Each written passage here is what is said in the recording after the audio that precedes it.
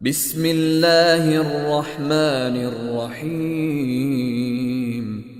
هل أتاك حديث الغاشية؟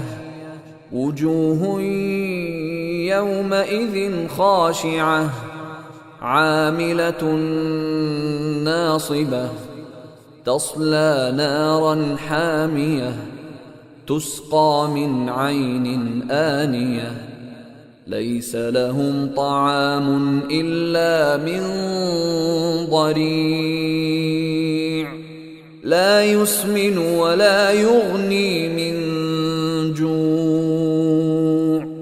وجوه يومئذ ناعمة لسعيها راضية في جنة عالية لا تسمع فيها لاغية فيها عين جارية فيها سرر مرفوعة وأكواب موضوعة ونمارق مصفوفة وزرابي مبثوثة أفلا ينظرون إلى الإبل كيف خلقت وإلى السماء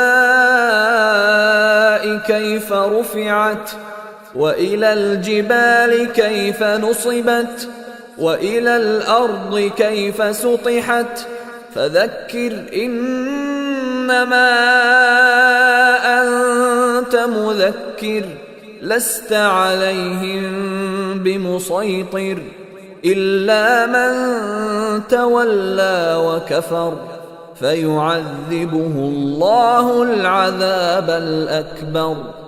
إن إلينا إيابهم ثم إن علينا حسابهم.